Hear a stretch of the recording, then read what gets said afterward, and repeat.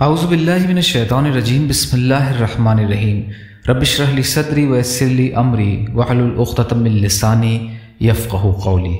جب دنیا ریزہ ریزہ ہو جائے گی، قیامت کی چھوٹی اور بڑی نشانیوں کے بارے میں علامات صغریٰ، قیامت کی چھوٹی نشانیاں۔ نشانی نمبر 85، لوگوں کے پاس مال و دولت کی کثرت۔ مسلمانوں نے اسلام کے ابتدائی سال رسول اللہ صلی اللہ علیہ وسلم کی رفاقت میں بھی اور بعد میں بھی اس حال میں بسر کیے کہ ان کی زندگی بہت تنگی اور سخت فقر و فاقہ کی تھی، حتیٰ کہ ایک کے بعد دوسرا مہینہ بھی گزر جاتا اور رسول اللہ صلی اللہ علیہ وسلم کے گھر چولہے میں آگ نہ جلتی۔ ان کا گزارا محض 2 چیزوں یعنی پانی اور کھجور پر ہوتا تھا۔ نبی کریم صلی اللہ علیہ وسلم اپنے ساتھیوں سے فرمایا کرتے تھے کہ عنقریب حالات بدل جائیں گے، اور قیامت کی نشانیوں میں سے یہ ہے کہ دولت کی ریل پیل ہو جائے گی۔ آپ صلی اللہ علیہ وسلم نے فرمایا کہ مال کی اس قدر کثرت ہو جائے گی کہ ایک شخص اپنی زکوٰۃ لے کر 1 مہینے تک پھرتا رہے گا مگر اسے کوئی مستحق نہیں ملے گا، اس لیے کہ لوگ اس سے بہت مستغنی ہوں گے۔ حضرت ابو ہریرہ رضی اللہ عنہ بیان کرتے ہیں کہ رسول اللہ صلی اللہ علیہ وسلم نے فرمایا، قیامت اس وقت تک قائم نہیں ہوگی جب تک کہ تم میں مال کی کثرت نہ ہو جائے گی۔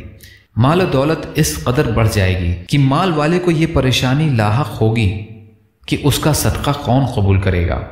وہ ایک شخص کو اپنا مال پیش کرے گا مگر وہ شخص کہے گا مجھے اس کی کوئی ضرورت نہیں ہے۔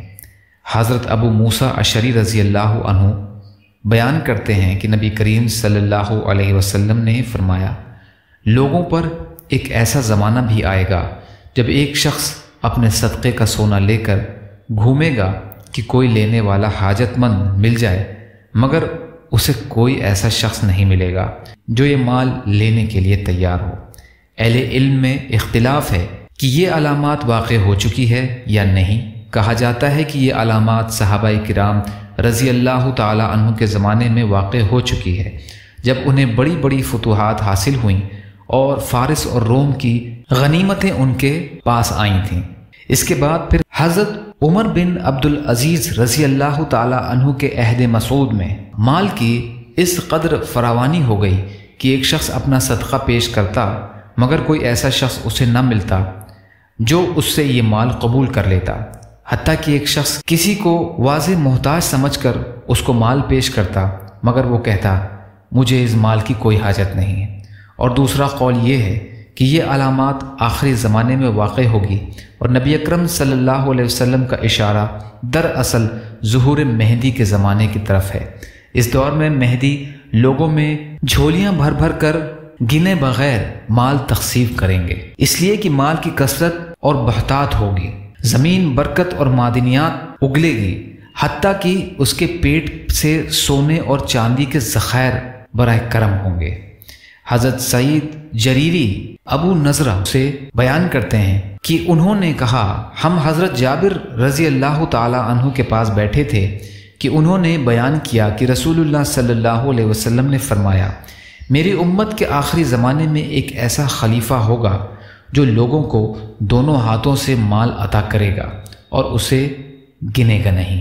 سعید کہتے ہیں کہ میں نے ابو نضرہ ابو العلا سے پوچھا، آپ کا کیا خیال ہے، خلیفہ عمر بن عبدالعزیز تو نہیں؟ انہوں نے کہا نہیں۔ صحیح مسلم کی روایت ہے۔ یا اللہ ہم سب کو کہنے سننے سے زیادہ عمل کی توفیق عطا فرما۔ یا اللہ جو مظلوم ہیں، پریشان حال ہیں، بیمار ہیں، قرض میں ہیں، بے روزگار ہیں، محتاج ہیں، ان کی مدد فرما۔ یا اللہ دنیا اور آخرت کی تمام خیر عطا فرما۔ یا اللہ جو مانگا وہ بھی عطا کر دیجئے، جو بھول گئے ہوں اپنے فضل و کرم سے عطا فرمائیے۔